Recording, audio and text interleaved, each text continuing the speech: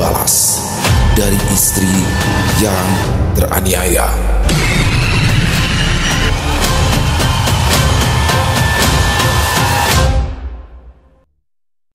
Assalamualaikum warahmatullahi wabarakatuh. Halo semuanya teman-teman, selamat malam.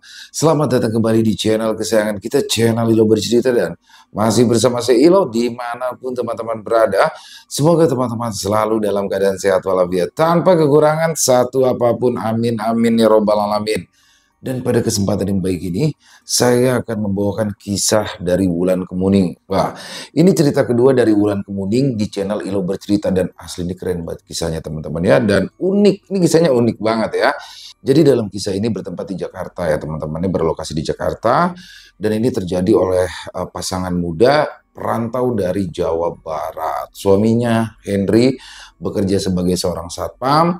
Dan di sini Lina bekerja sebagai ibu rumah tangga. Nah, di sini Lina mengirimkan guna-guna kepada suaminya yang sangat mengerikan teman-teman.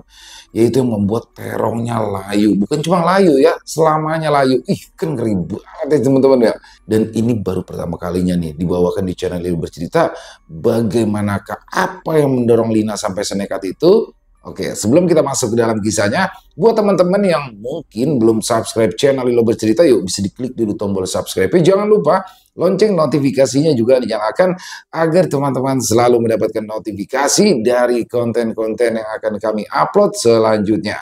Dan untuk channel Ilo Bercerita, kami upload setiap hari teman-teman ya. Setiap malam jam 9 malam waktu Indonesia bagian Barat. Gak pakai berlama-lama lagi. Pasti udah gak sabaran kan untuk masuk ke dalam kisahnya. Kita langsung saja masuk ke dalam kisahnya. Kita menuju ke Jakarta.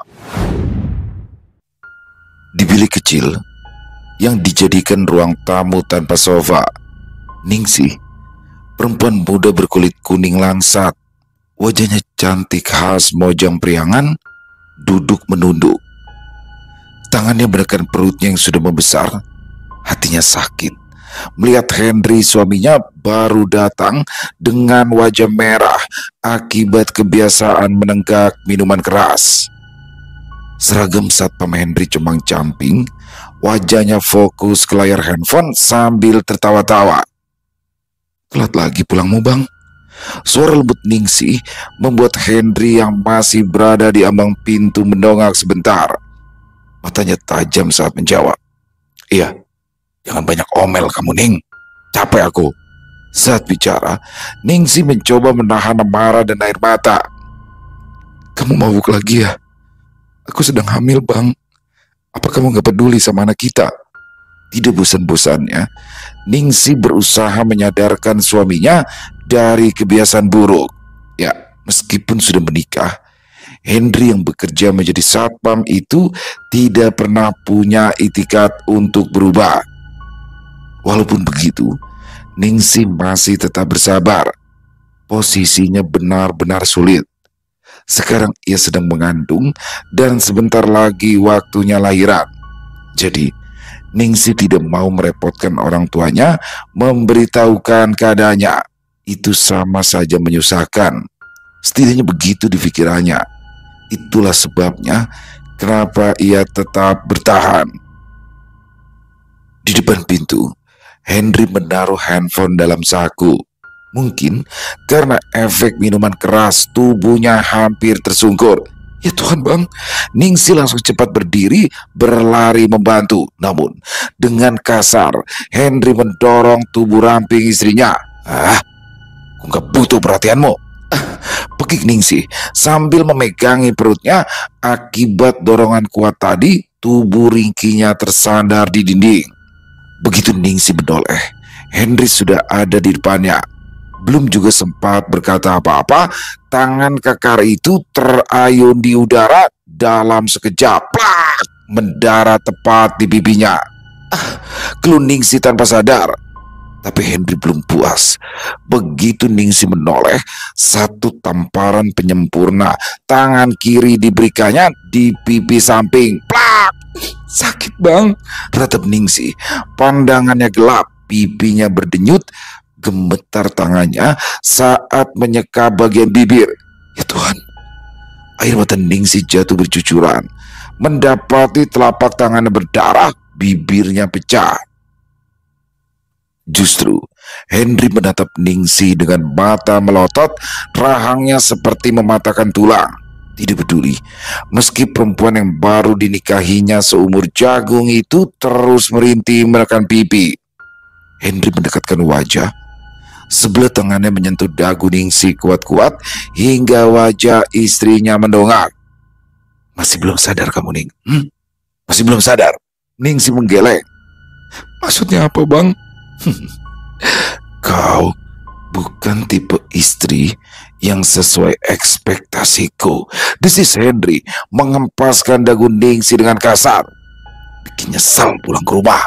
Henry berbalik, menstarter kembali motor dan pergi. Di depan pintu kos-kosan, Ningsih hanya bisa terisak-isak menatap punggung Henry yang menjauh. "Ya Tuhan, tolong. Aku nggak kuat," bisiknya sambil meraba perut yang tiba-tiba mengencang kontraksi. Rasa sakit di hati Ningsih bercampur dengan ketakutan. Dia ingin pergi meninggalkan Henry, tapi pikirannya langsung kembali ke perutnya yang sudah memasuki 9 bulan. "Aku gak ingin bikin orang tuaku repot. Aku harus kuat. Aku harus sabar," gumamnya kembali pada keputusan bertahan. Di malam harinya, Ningsih duduk di atas sajadah, tangannya menengadah. Doa meluncur dari bibirnya yang membengkak akibat tamparan tadi siang. "Tuhan, tolong luruskan hati suamiku. Budi sadar. Jangan biarkan aku terus menderita." Entah berapa lama Ningsih mengadukan semuanya pada sang pemilik kehendak sampai tak sadar kalau semalaman ia tidur di atas sajadah. Ningsih menggeliat, pandangannya mengedar. Saat tidak mendapati Henry, air matanya kembali berlinang. "Aku harus memberitahu ibu," ucapnya. Ya, Ningsih merasa tak kuat lagi menanggung beban. Rupanya keinginannya untuk menelan mentah-mentah penderitaan tidaklah mudah. Ia segera merangkak, meraih handphone yang tergeletak di sudut kasur tipis. Air matanya semakin deras saat menekan nomor panggilan. "Ayo angkat," mohonnya sambil menatap nomor barusan. Maklum saja, orang tuanya tidak punya handphone. Bila akan menghubungi, dia harus ke nomor tetangganya. Akhirnya, senyum Ningsih mengembang saat panggilan itu terhubung dan buru-buru di kuping. "Assalamualaikum, Terina," sapanya sambil berusaha menyembunyikan suara serak akibat terlalu lama menangis. Terina, rumahnya bersebelahan di kampung halaman. Suara perempuan di ujung sana membalas salamnya. Ningsih buru-buru memberitahukan niatnya. "Teh, apa bisa bawakan teleponnya ke rumah ibu? Aku mau ngomong." Namun, jawaban yang tidak diharapkan oleh Ningsih terdengar di ujung sana. "Bapak kamu sakit, Ning. Dia dirawat sudah semingguan, belum pulang." "Ya Tuhan," Ningsih terbekik, lalu buru-buru menimpali. "Ya udah teh, nanti kalau ibu balik, jangan bilang dulu ya. Kalau aku habis nelpon teteh, habisnya nggak enak. Aku belum bisa berkunjung." Ningsih mengusap dada. Saat Terina berjanji untuk itu, begitu panggilan berakhir, tangisnya kembali meledak. Dia ingin menjenguk, tapi tak punya uang. Meminta pada Henry adalah jalan satu-satunya. Namun, takdir memang kejam bagi sebagian hambanya. Henry yang ditunggu tidak kunjung pulang. 3 hari kemudian, Henry pulang. Suara motor berhenti di depan serambi kos. Ningsih merasa senang. Terlambat pun tidak mengapa, asalkan tetap bisa menengok orang tua. Dengan wajah yang masih lebam kebiruan akibat tamparan sebelumnya, Ningsih tersenyum saat membukakan pintu, tapi matanya justru terbelalak. "Bang, apa yang kamu lakukan, Bang?" Protes Ningsih tidak percaya. Tubuhnya nyaris limbung, langkahnya mundur setapak. Henry yang sudah berada di depan pintu menepuk bahu Ningsih dengan santai. "Ning, kenalin, ini Tina. Dia pacarku." tuturnya sambil tertawa melirik ke perempuan yang melingkarkan tangan dengan mesra di lengannya. Ningsih, jumpa lagi sama aku deh, sapa Tina sambil melambaikan tangan. Tatapannya menyapu dari ujung kaki sampai kepala Ningsih. Ningsih hanya bisa menunduk, hatinya hancur. Tina adalah teman lamanya saat bekerja di pusat perbelanjaan waktu itu, dan sekarang dia hadir di rumah kontrakannya seperti jarum yang menusuk hati. Begitu Ningsih mendongak, Henry sedang mengulum bibir Tina saling balas. Ningsih hanya bisa menelan ludah, menyaksikan, menahan tangis yang sudah hampir pecah. Kenapa bang? Kenapa kamu tega begini? Aku sedang hamil bang. Ningsih meraba perutnya mengencang di balik dasar lusuh, menyadarkan ada buah cinta mereka yang bersemayam. Tapi Henry hanya menatap dingin tanpa sedikit pun penyesalan menanggapi. Jujur Ning, ya seharusnya dulu aku pilih Tina.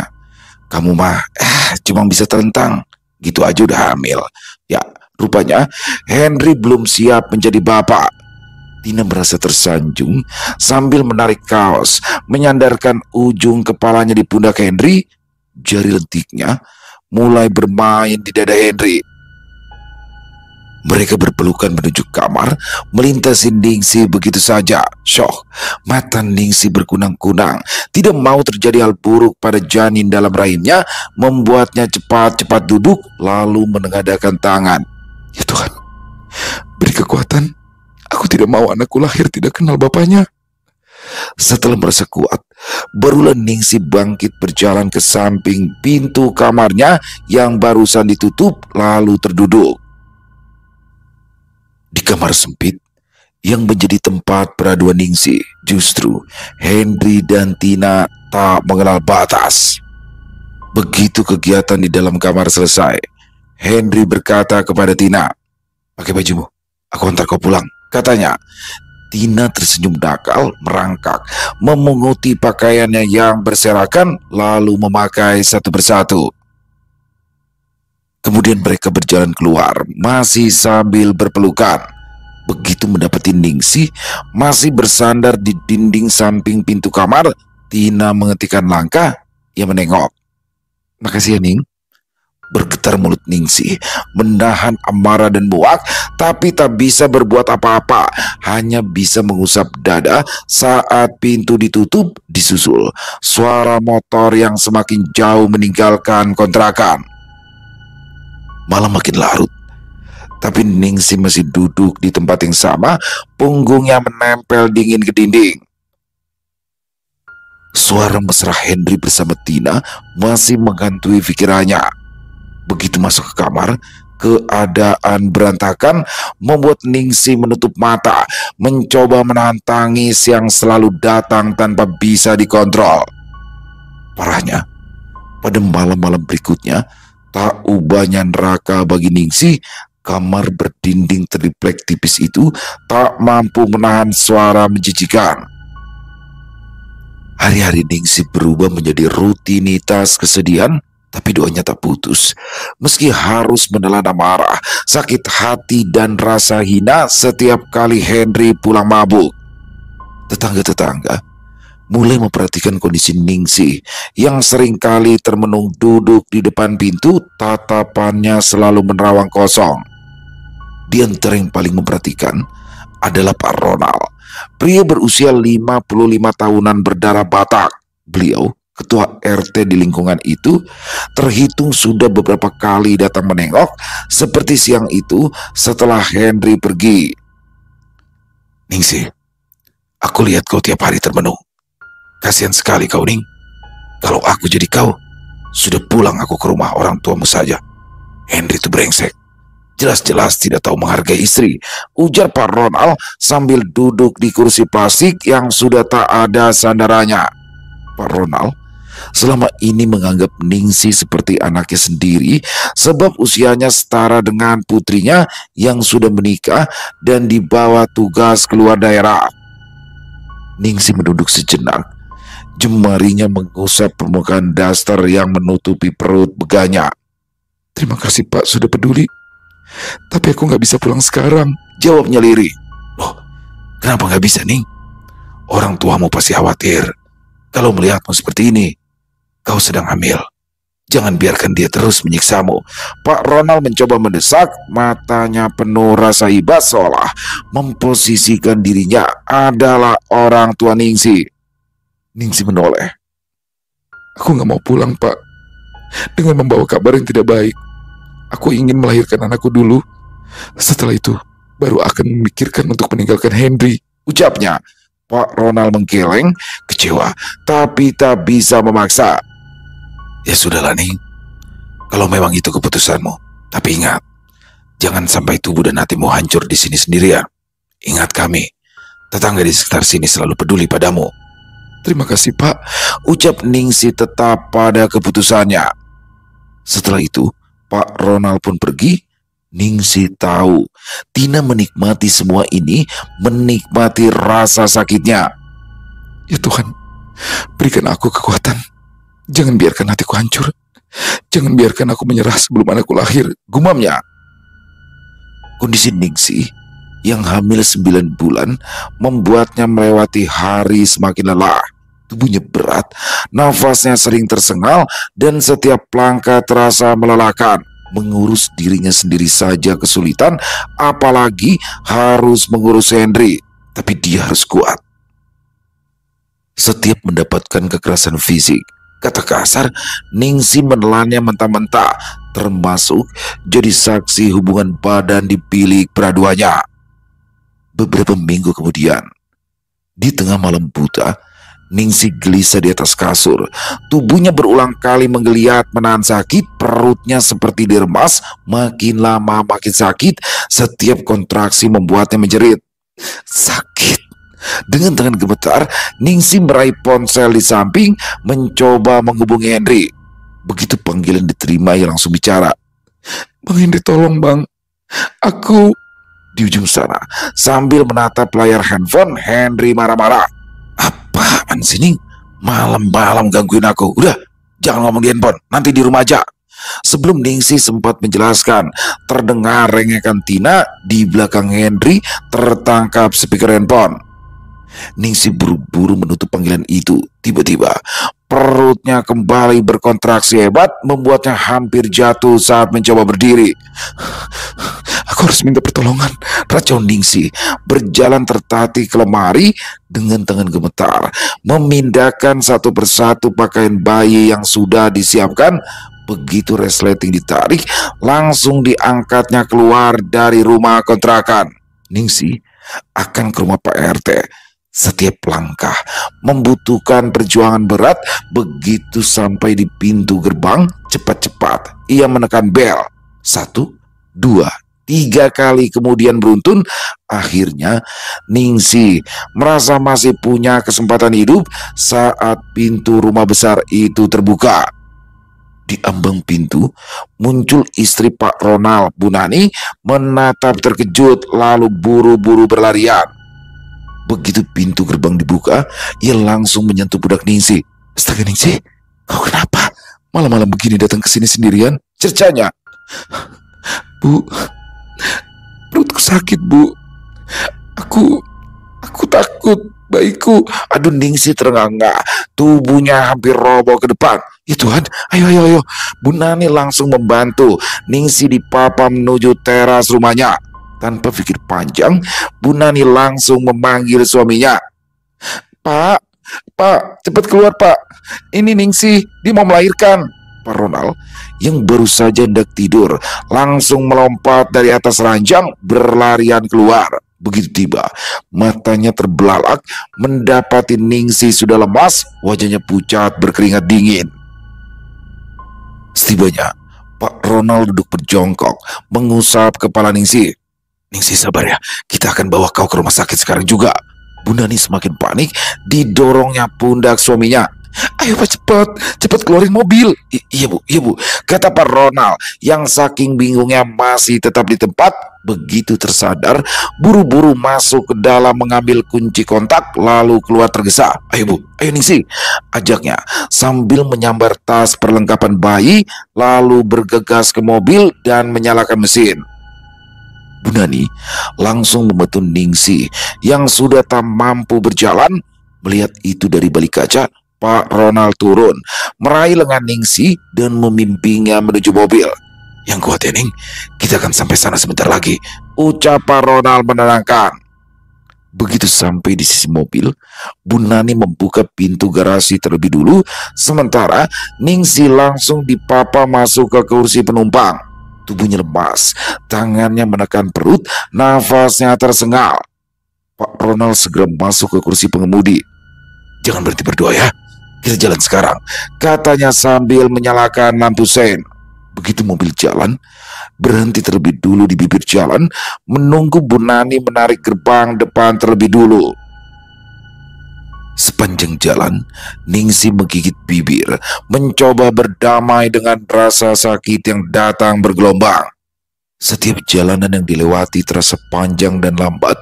Ningsih terus meringis setiap kontraksi datang, tubuhnya bergetar hebat. Ya Tuhan, tolong bayiku, ya Tuhan, tolong aku. Bu Nani terus menemani, mengusap perut, membelai rambut Ningsih, berharap sentuhannya bisa mengurangi sedikit saja rasa sakit yang ia tahu tidak membantu. Pak Ronald sesekali menoleh ke arah Ningsih saat melihat wajah yang pucat.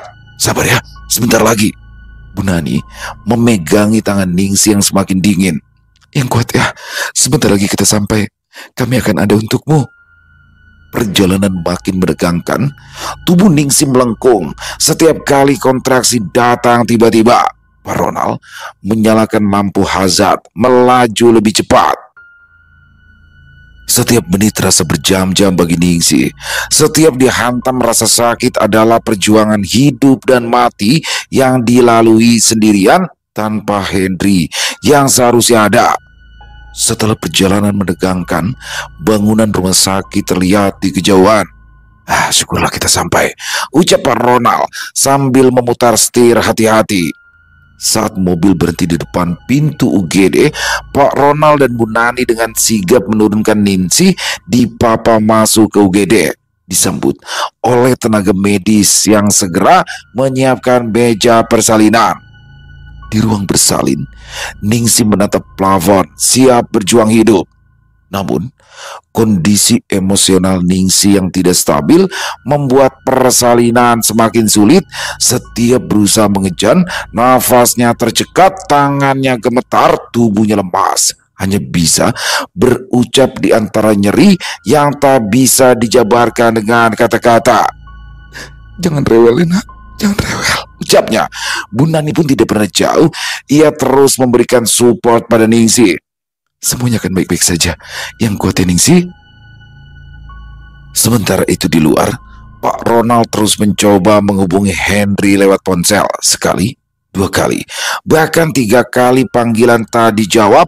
Suara di ujung sana selalu sibuk, lalu dimatikan. Pak Ronald hampir menuju dinding saking geram dan kesalnya.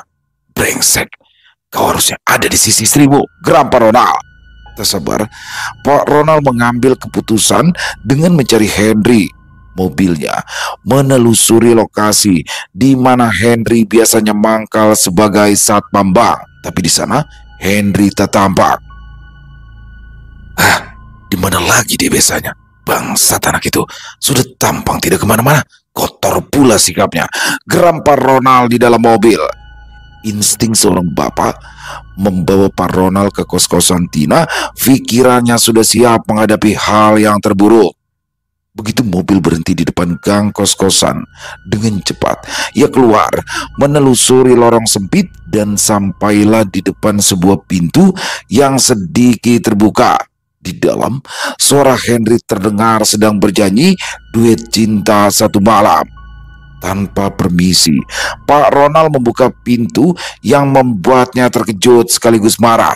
Di pangkuan Henry, Tina merangkul sambil memegangi gelas bir tanpa peduli kedatangan orang lain.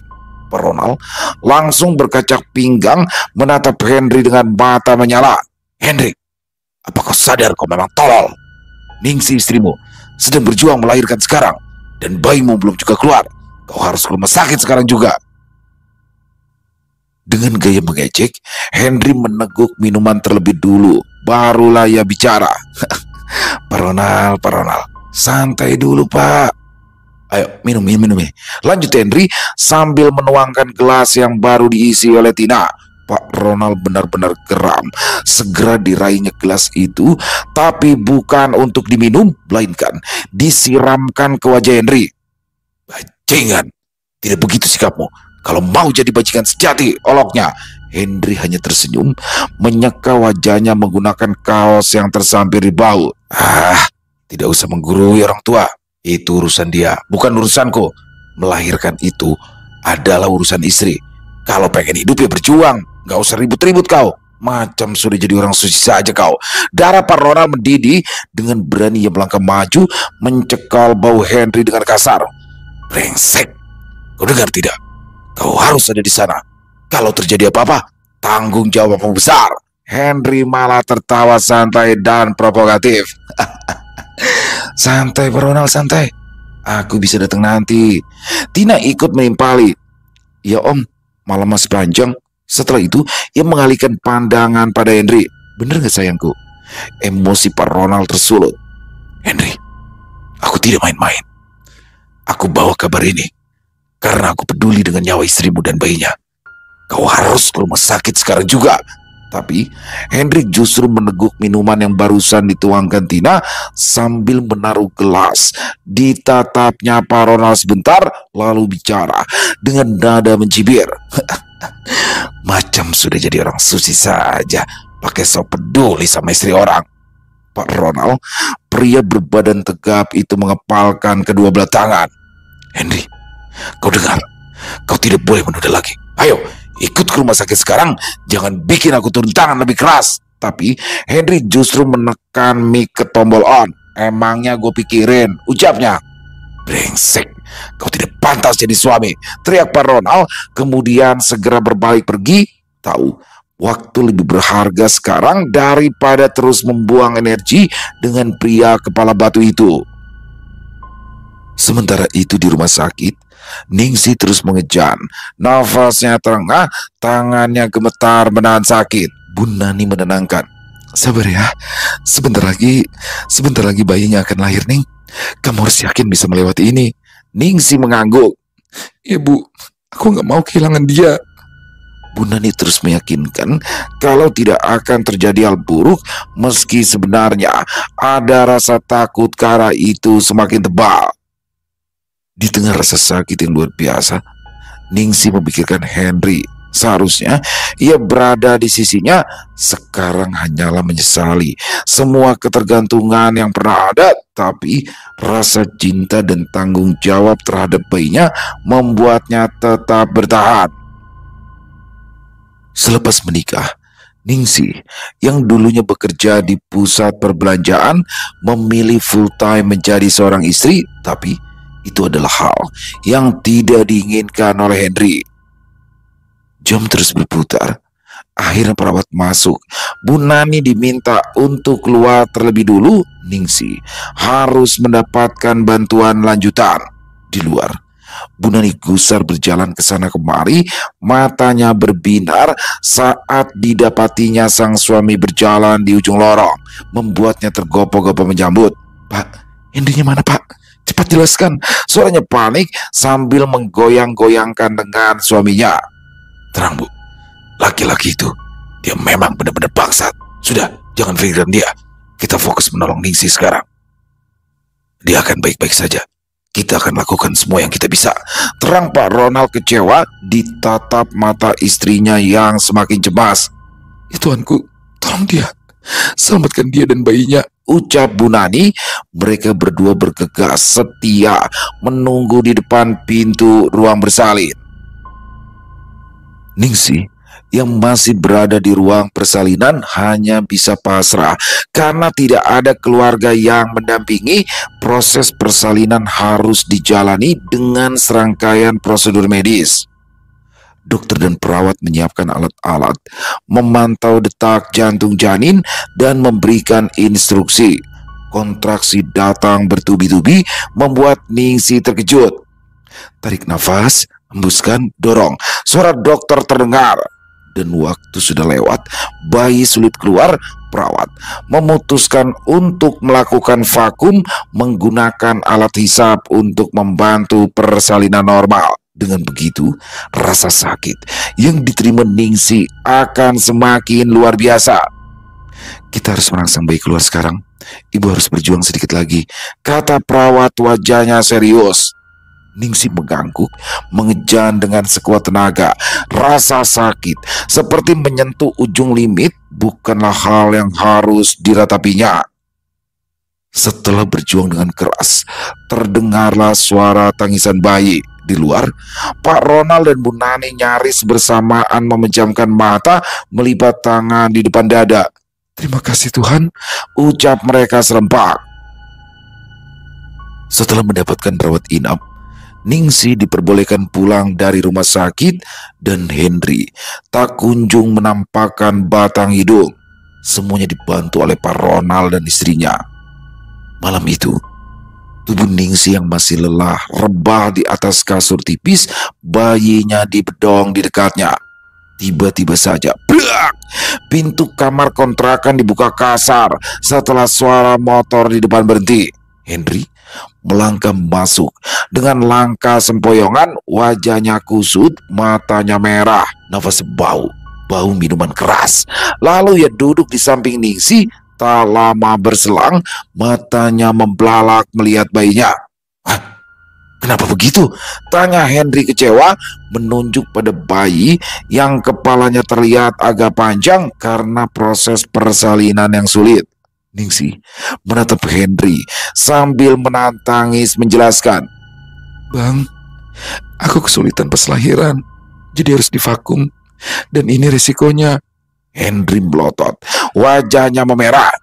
Itu semua karena kamu gak becus, tuduhnya tepat di wajah Ningsih. Ningsih menahan tangis, jantungnya berdegup kencang, bisa merasakan kemarahan dan kecewa yang begitu dalam. Kata dokter nanti juga akan normal Bang.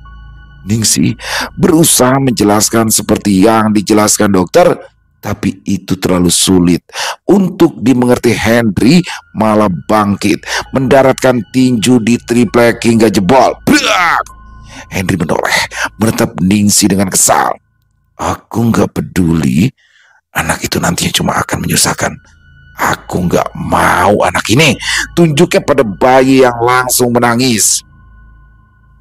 Kata-kata itu justru menjadi cambuk untuk Ningsih bangkit. Hatinya yang selama ini terluka mulai berontak. Selama ini dia bertahan, menahan semua kekerasan dan pengkhianatan. Tapi saat bayi mereka lahir, Henry malah menolak bertanggung jawab. Ningsih mendadak berani menatap Henry dengan mata berkilat. Kalau kamu tidak mengakui dia Bang, tak apa Bang, aku akan menjaga anak kita sendiri. Tapi alkohol dan ego membuat Henry menolak menanggapi. Ia membalikan badan, melangkah keluar, menutup pintu dengan keras. Blak!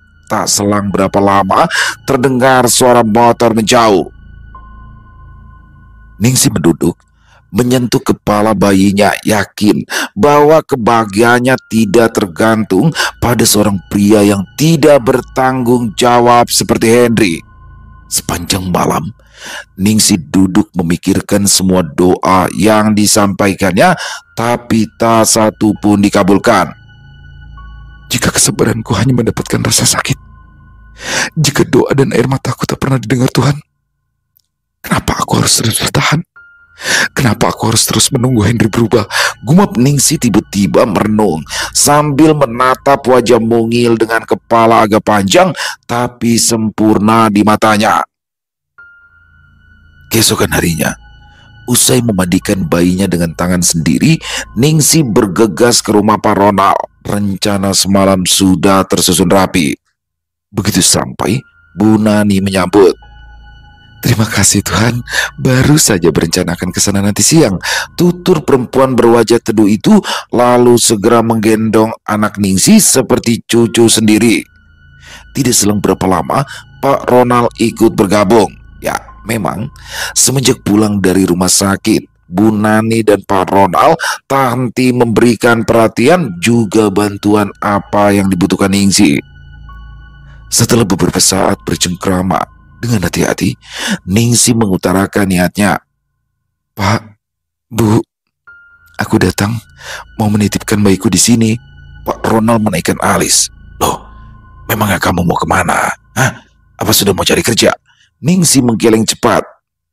Bukan cari kerja, Pak. Tapi apa? Potong Pak Ronald cepat.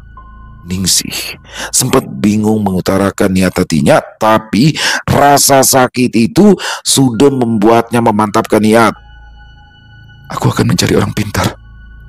Aku akan membuat Bang Henry sadar dengan caraku. Pak Ronald langsung menatap istrinya, lalu kembali menatap Ningsih. Semacam minta bantuan dukun untuk bikin si Henry kapok. Tanyanya seperti mendukung. Ningsih mengangguk. Tiba-tiba Pak Ronald langsung menepuk tangan sendiri. Kalau begitu, aku mendukungmu. Buat dia merangkak di kakimu. Pak Ronald ikut senang, kendati pun ia tak tahu apa yang sebenarnya direncanakan Ningsih. Begitu pula Bu Nani. Apapun keputusanmu, meski itu bukan perbuatan yang dipuji Tuhan, ucapnya. Untuk pertama kali, Ningsih tersenyum manis. Kepergiannya tidak perlu khawatir sebab sang buah hati dijaga orang yang tepat. Seperti ada yang mengganjal, Pak Ronald pun bertanya, lantas, di mana akan kau cari orang pintar itu, Ning? Ningsih diam sesaat, lalu menjawab, ke Banyuwangi. Itu pun aku belum tahu pastinya di mana tempatnya. Yang pasti, Tuhan akan menuntun kepada orang yang kucari. Kali ini Pak Ronald menggeleng. Kenapa pula kau jauh-jauh ke Banyuwangi? Tidak di sana saja tempat orang sakti.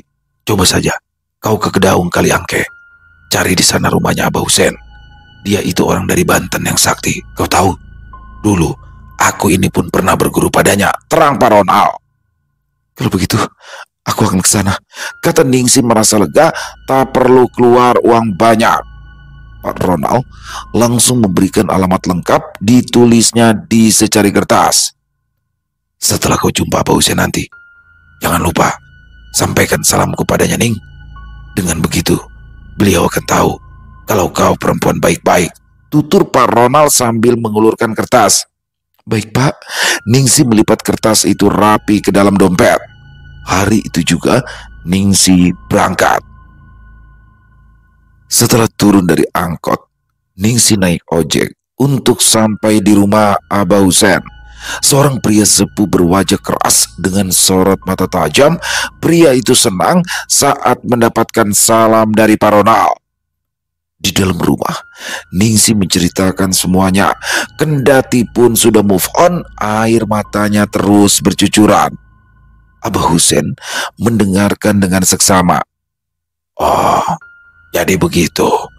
Si Henry ninggalin kamu waktu kamu baru melahirkan. Ningsih mengangguk. Ya, dibilang anakku bukan anaknya. Dibilang aku tidak becus jadi istrinya. Padahal aku sudah berjuang hampir mati. Abah Husen mengepalkan tangan, saking geramnya suaranya meninggi. Lelaki macam apa dia? Bukan suami. Itu setan yang menyaruh manusia. Bahu Ningsih bergetar. Aku sudah gak tahu harus kemana, Bah. Aku cuma kepingin dia ngerasain sakit yang kayak aku rasain. Tapi jujur, aku takut dosa. Aku ingin kejantanan dia mati. Semoga Abah bisa membantu. Abah Husen menatap lama, lalu menghela nafas panjang. Dosa itu kalau niatmu jahat.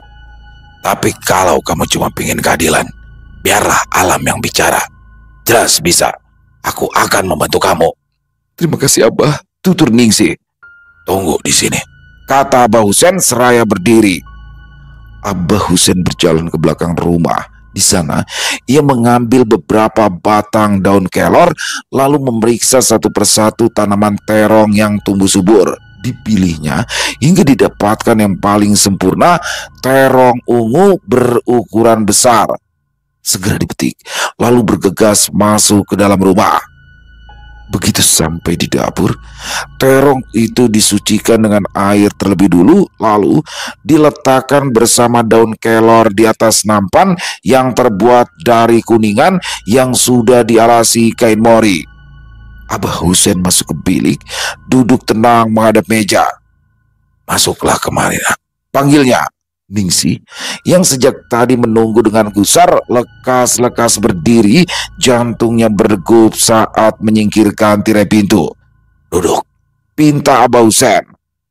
Ningsih duduk di depan meja dengan hati-hati, matanya menelisik melihat satu-satu apa isi nampan itu terlalu sederhana untuk sebuah niat luar biasa. "Ini simbol kejantanan laki-laki. Daun kelor ini tujuannya tidak akan ada paranormal manapun yang bisa menyembuhkannya," terang Abah Husein. "Apa yang terjadi padanya nanti, itu urusan alam." Ningsih hanya bisa mengangguk. Abah Husein membakar kemenyan terlebih dulu, ditancapkan di wadah yang sudah ada, lalu mulai merapal mantra dalam bahasa Sunda. Asap mengepul tebal di ruangan, menari-nari di udara. Abah Husein kemudian mengambil pisau kecil berkarat dari balik mejanya, lalu meletakkannya di atas terong. "Sebutkan namanya dengan sepenuh hati. Ucapkan tanpa dendam, tapi dengan luka yang jujur," pinta Abah Husein. Ningsih sempat bingung akan bicara apa, tapi begitu mengingat kelakuan Henry, lidahnya fasih berbicara. "Henry, suamiku, kalau aku salah, biar aku yang menanggung. Tapi kalau kamu yang salah, biar alam merestui jalanku." Abah Husein menarik nafas dalam-dalam, matanya terpejam. Kris, dengan mantap ia memotong terong itu hingga terbelah dua, lalu dipotong-potong hingga beberapa bagian dicacah sedemikian rupa sampai tak berbentuk, lalu lanjut pada batang kelor. Tapi untuk media itu bukannya dicacah, melainkan dikeluarkan daunnya satu persatu, tapi dengan gerakan yang terlampau gesit, seperti bukan tangan Abah yang bekerja. Ningsih sampai merinding melihatnya. Begitu selesai, Abah Husein membuka mata. "Selesai. Mulai malam ini, dia tidak akan lagi mengenal gairah. Tubuhnya akan lupa pada apa yang bisa ia banggakan. Tapi itu kalau kamu bisa membuat dia memakan barang-barang ini. Jadikan sayuran. Kalau kamu ingin burung suami kamu itu mati, maka kamu harus bisa melakukannya." Setelah itu, Abah Husein membungkus semuanya dalam wadah plastik lalu mengulurkan. Ningsih menatapnya bingung antara takut dan lega. "Jadi sudah selesai, Bah?" "Sudah. Jangan ditambah doa buruk. Serahkan semua pada kehendak," jawab Abah Husein sambil menatap Ningsih dengan tatapan penuh iba. "Kamu perempuan baik, Ningsih. Jangan takut kehilangan orang yang hanya bikin kamu terluka. Takdirmu belum habis." Mata Ningsih berkaca-kaca yang selama ini mengganjal di batinnya tiba-tiba meluncur begitu saja.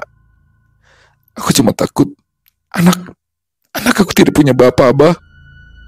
"Banyak anak dibesarkan ibu yang kuat, bukan bapak yang kasar. Sekarang pulanglah. Yakinlah, alam sudah menyeimbangkan keadilan," sahut Pak Husein bijak.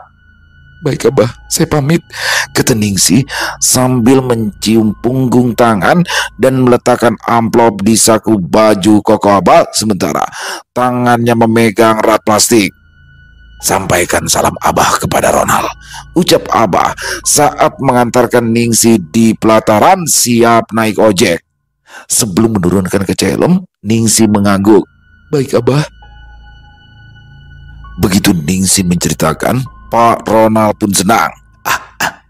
"Tidak sabar aku melihat si bajingan itu menangis seperti anak kecil yang minta dibelikan permen. Hahaha." Tapi Ningsih justru tegang. Setibanya di rumah, ia langsung memasak seperti yang diperintahkan oleh Abah Husein. Semua dimasaknya sepenuh hati. Sayur bening Seperti ini kesukaan Bang Henry. Tuhan, tolong tuntun dia untuk memakan ini, ucap Ningsih sambil menatap sayuran yang mengepulkan asap, lalu segera menutupnya memakai tudung saji.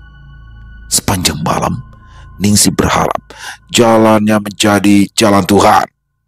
Sekitar jam 12 malam, pintu kontrakannya digedor keras. Tok tok tok, tok tok tok. Neng, Neng, bukain Neng, pekik Henry. Ningsih yang baru saja akan terpejam terlonjak, buru-buru ia keluar membuka pintu dan mendapati Henry berdiri di ambang pintu dengan wajah kusut. Bau alkohol masih melekat di tubuhnya, tapi kali ini wajahnya tidak segarang dan bengis biasanya. Ada apa Bang?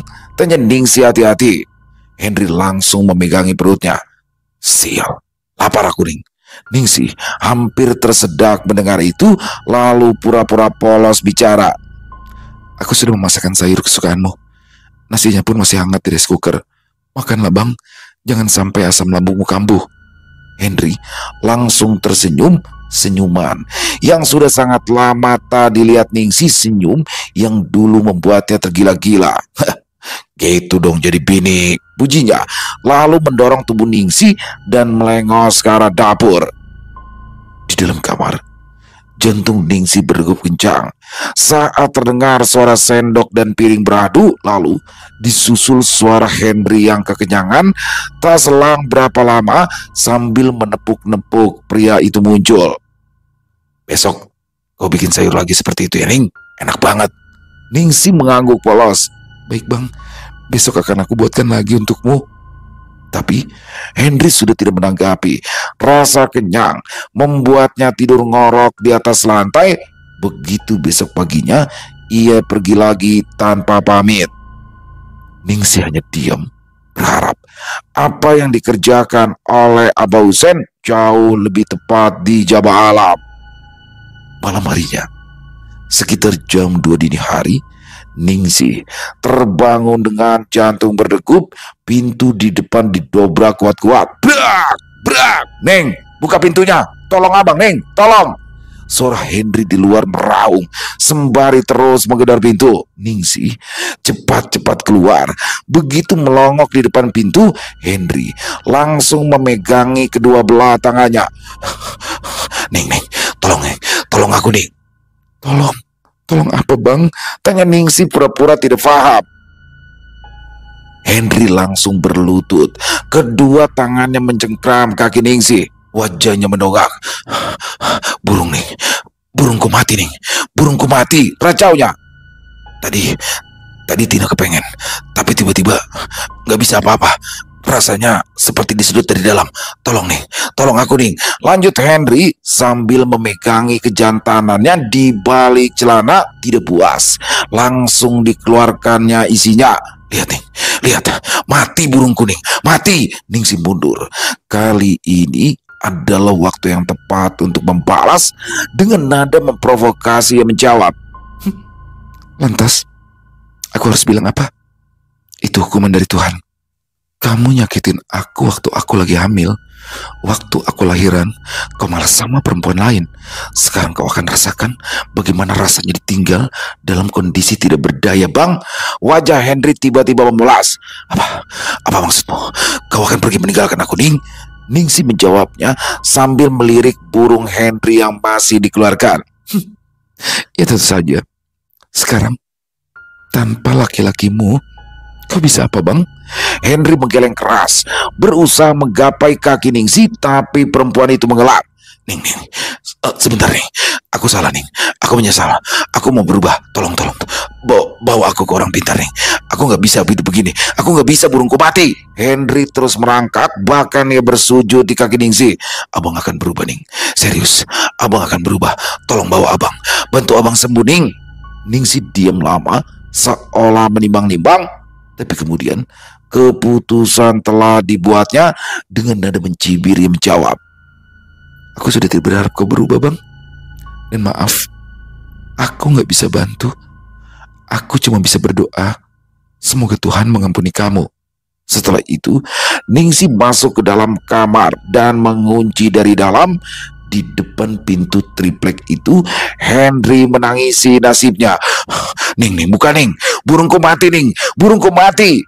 Tapi Ningsih sudah menutup pintu hati. Sambil tersenyum penuh kemenangan, suaranya menggema. Menangislah kau pada Tina, Bang.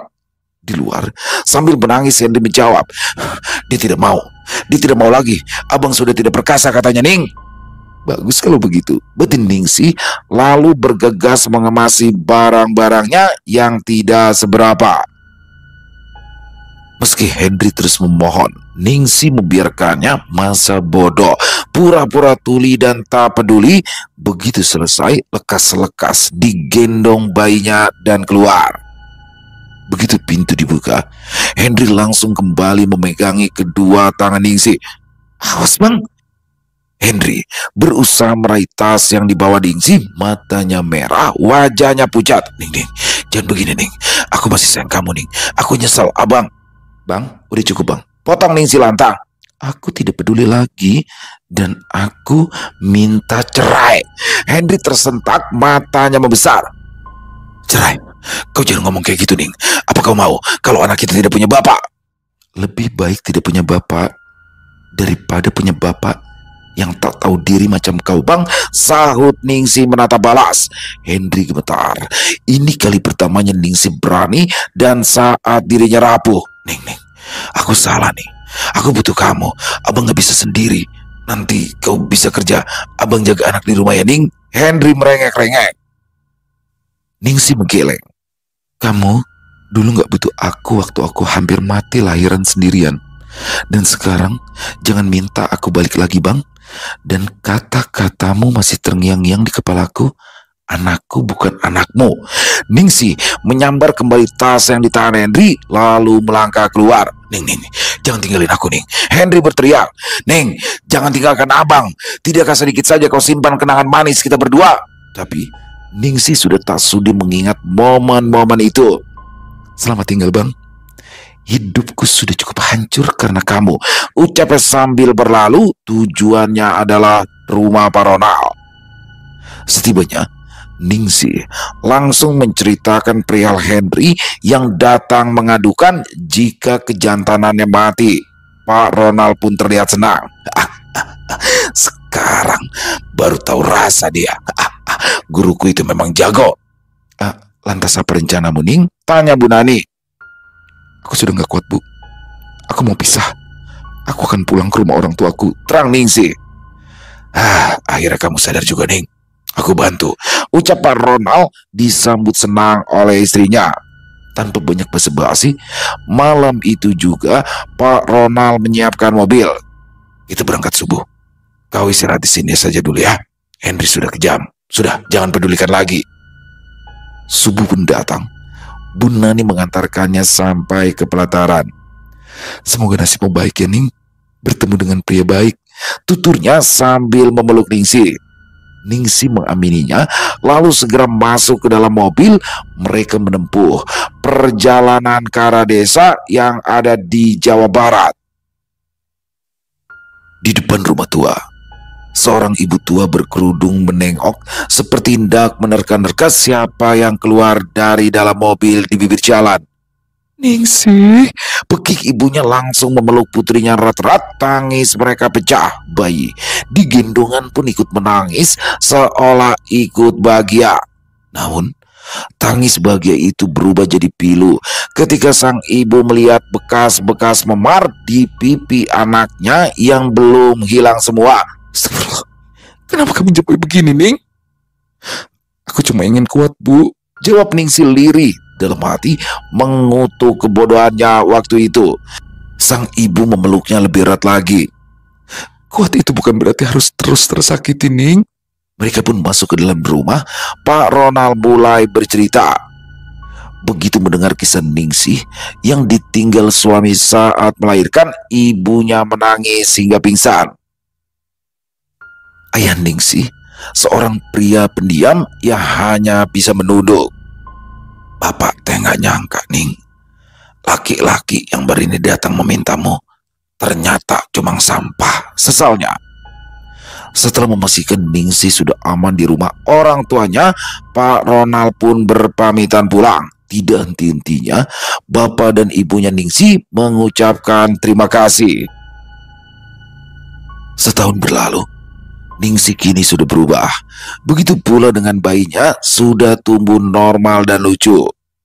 Untuk memenuhi kebutuhan, Ningsih kembali bekerja di sebuah distro ternama yang ada di kotanya. Rambutnya kembali tergerai indah, wajahnya berseri-seri, dan senyuman itu, senyum yang dulu pernah hilang, kembali menghiasi wajah khas Mojang Priangan. Siang itu, seorang pria tinggi berpenampilan rapi menghampiri Ningsih di depan toko. Namanya Bagas, pemilik distro itu. Teh Ningsih, tolong bantu cek stok sepatu yang baru datang ya, katanya sopan. Iya pak, jawab Ningsih sopan. Tanpa ada yang mengetahui, rupanya Bagas memperhatikan. Ada sesuatu di mata Ningsih yang berbeda, ketenangan, kesabaran, dan luka yang disembunyikan dengan anggun. Hari-hari berlalu, Bagas makin sering datang ke toko, kadang membawa sarapan, kadang hanya sekedar ngobrol.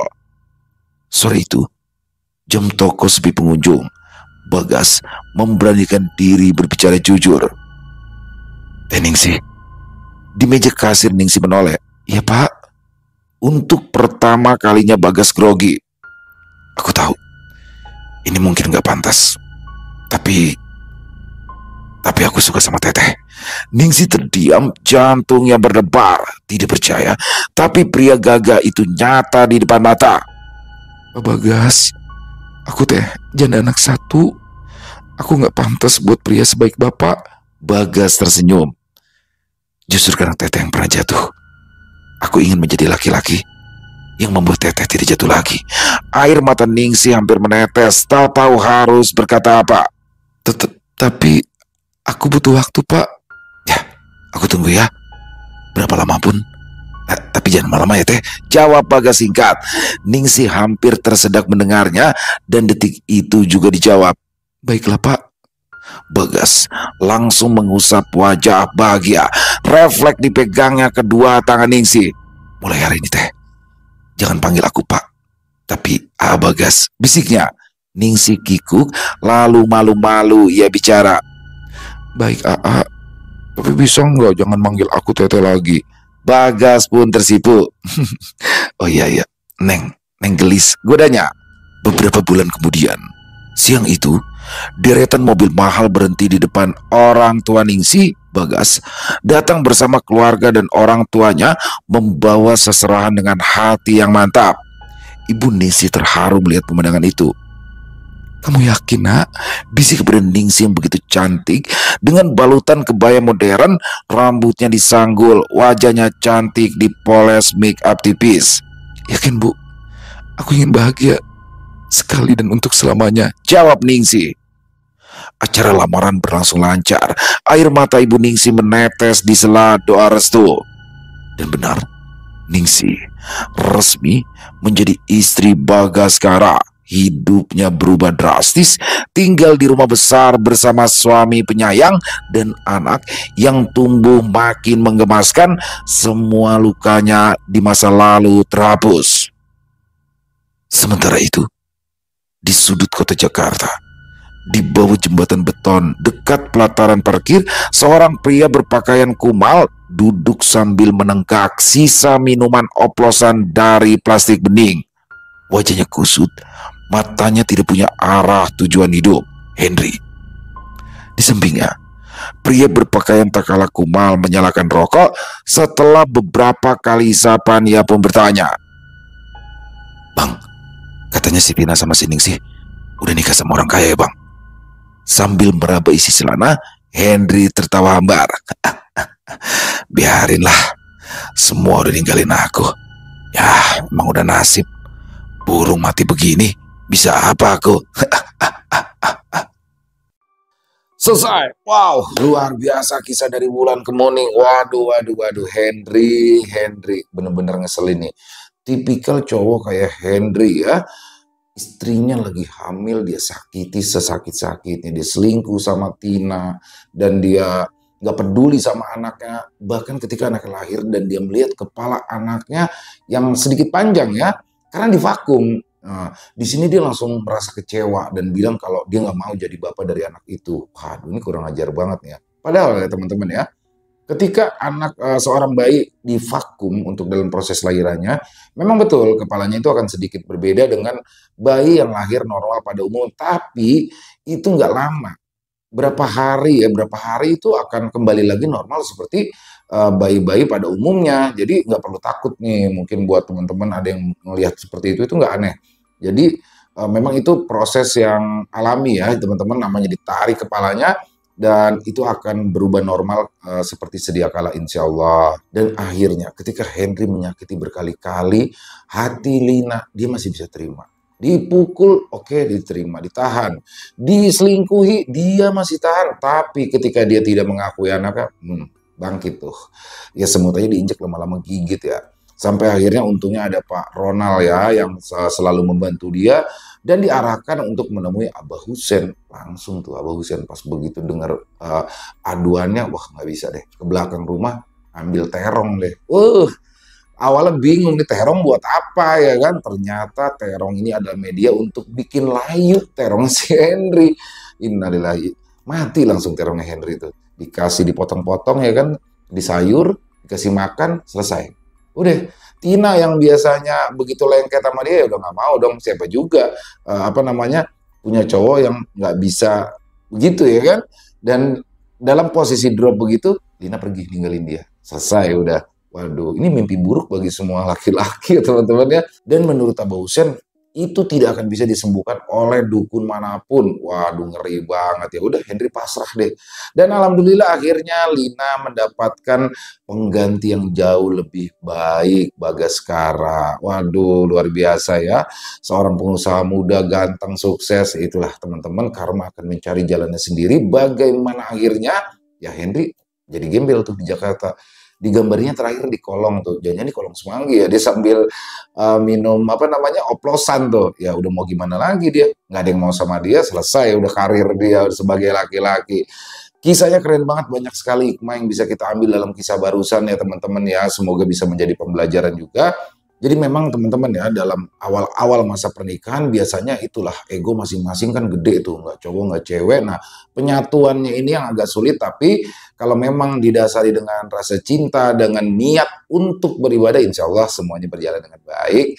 Sekali lagi Wulan Kemuning terima kasih atas kisahnya yang luar biasa, ditunggu lagi untuk kisah-kisah selanjutnya. Dan semoga kisah barusan bisa menghibur teman-teman semua ya. Para pecinta penikmat horor misteri, lebih khususnya lagi kepada para subscriber dari channel Ilo Bercerita. Buat teman-teman yang suka dengan videonya, bisa diklik tombol like atau tombol jempol, boleh juga dibantu di-share ya link videonya ini ke teman-temannya yang lain agar juga ikut merasa terhibur. Buat yang punya komentar, buat yang punya pendapat tentang kisah barusan, silakan bisa menuliskan di dalam kolom komentar ataupun hanya sekedar saling menyapa. Insya Allah kami akan membalasnya satu persatu. Akhir kata, saya Ilo mengucapkan permohonan maaf apabila mungkin dalam pembawaan kisahnya barusan ada kata-kata saya yang salah ataupun ada kata-kata saya mungkin yang kurang berkenan. Saya mohon dibukakan pintu maaf yang seluas-luasnya.